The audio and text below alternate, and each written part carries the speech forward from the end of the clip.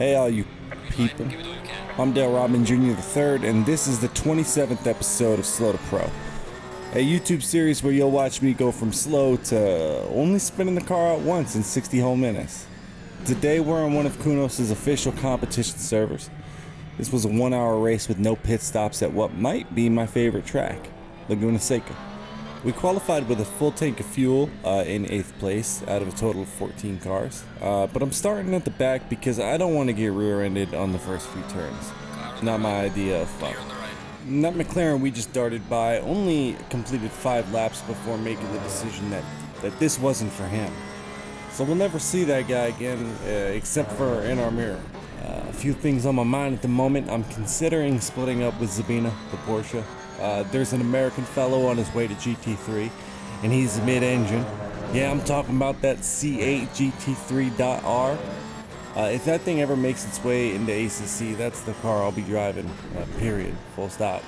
So I'm thinking it might be wise to drive something with the same layout, so you might see me in the Ferrari next time. Back to the action at hand as we're coming to the close of lap 1. My heart was beating out of my chest for what felt like the first 5 to 7 minutes of this race. You know, who needs cardio when you got heart racing action like this? And that's not actual advice. I think you still need exercise. It's like a different type of workout for your heart or something. See, I don't actually know. Don't listen to me. Do not listen to me. So here's the actual end of the first lap. Not a single car spun out and not a single incident. I'm shocked and decide to start applying the pressure and making my way through the field with my elite skills. I'm just playing. I'm just going to try to pass the people that are slower than me. And the facts that I'm considering in my head are that I qualified 8th with a full tank of fuel, and most people qualify with as little fuel as possible because it makes the car lighter, and lighter is faster. So considering all that, the traffic in front of me right now is considerably slower than me. And being behind this Porsche and McLaren made me realize how difficult it is for me to make a pass at Laguna Seca. And coming up here is turn 6, one of my favorite turns at any circuit, right there. You have both more grip and less grip than you think you do. That's why I love it. As we hit the corkscrew up here, the Porsche in front is going to get a little wild, and luckily I kept my awareness up and kept Zabina within the limits, or we could have had our race ruined right there. If we had dipped in for our normal line, we'd have absolutely hit him, and right there too. Just barely kept it under control. Gave him the inside line because I figure I'm not going to sit here and fight for a position with a guy who's still trying to get his car. I know what it's like for me. When I go off track and I come back on, it takes me a couple turns to get back into the zone of not freaking the hell out. But I'm starting to feel a bit of urgency in regards to getting around this Porsche. His wild driving is making me nervous, and it causes me to focus on the wrong things and take even worse lines than I normally do. I end up force feeding Zabina a few sausage curbs and end up giving the Porsche in front of us a bit of a gap. So this is a good spot to ask you to do me a favor. If you're not already subscribed, please consider doing so, and if you're enjoying this video in any way, a like on the video would be hugely appreciated. Also, feel free to comment with any advice about Laguna Seca or anything else on your mind or any questions you might have. Let's jump ahead. Same lap at the corkscrew, we closed the gap. What I've learned during this race and a few others where I had difficulty passing is that the best way for me to pass is to fool the other guy into taking a defensive line so he makes a mistake or ends up with like an extra slow exit speed. And then the trick is going to be when I combine that with track knowledge to fake a pass into a turn that leads into a long straight, but we're not there yet. For now, we just got to stay focused on staying tight and tidy to the Porsche so we can keep the pressure on him and force a mistake. So let's jump ahead to that just one lap later. Coming through turns 3 and 4, I knew I had the speed to beat him through turn 4, and I decided to make a push when I saw his mistake right here in turn 4. He ends up running a bit wide, a bit early, and then he tucks back inside, and I said, oh, here we go. We get really close. In fact, I think we made contact here. I'm gonna have to look at it again. But we're able to get the pass through the inside line. We make it stick, and now we've got to work on this McLaren in front of us.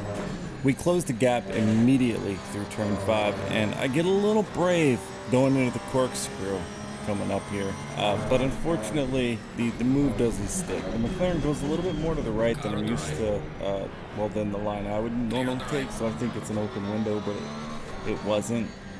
Luckily, I was smart enough to pull off there and not cause an incident. But we're going to just follow this McLaren around for another lap, so why don't we jump ahead and see what happens.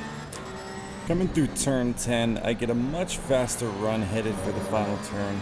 The McLaren hangs onto his brakes a little longer than I was expecting, and I make a mistake by bumping into him. Whoops. That's my bad. Our next bit of action comes after I spun out and then took a couple laps to catch back up to the Porsche that's currently behind us. I think it's about 9 or 8 laps from now, so let's go ahead, let's jump to that. Again in turn 6, this time we get a better line with way more speed, and we're able to climb the hill, get side by side, and complete the pass. And then as we go into the corkscrew, he comes back up, but it's okay. We got the inside line, and we're able to use the corkscrew to cement that pass and make it stick. Jumping ahead to the 22nd lap, we've been gaining on this McLaren quite a bit each lap, and as the gap has gotten smaller and smaller, his mistakes have gotten bigger and bigger, but so have mine. Here we go off the track. And to cap it all off, we're now under blue flag from P1. And I start thinking, I mean, there's no way I can give you a slowdown through this section to let you pass me. I'm hoping that P1 is patient enough to just wait for the start-finish line, and I'll let him buy me on the straight.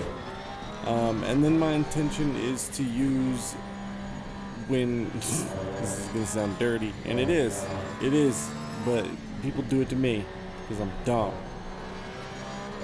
When P1 blue flags this guy in front of me, my plan is to just swoop right in with P1 and go right by him.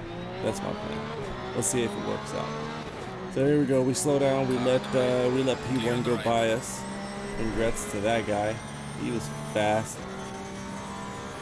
And then coming up into turn, I guess this is technically turn 2, but feels like turn 1. And he dips right back in. Good for him. Good for him. So we've got ourselves a bit of a race here.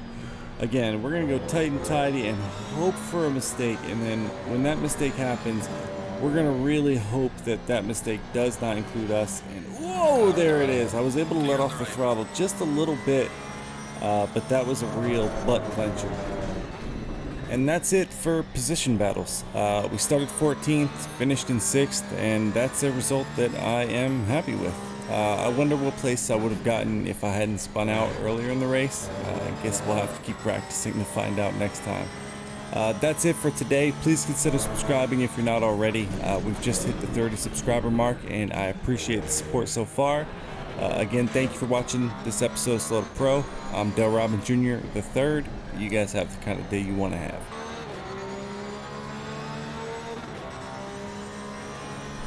Alright, checkered flag. Good job. You did the best you could. I'll bring the car back.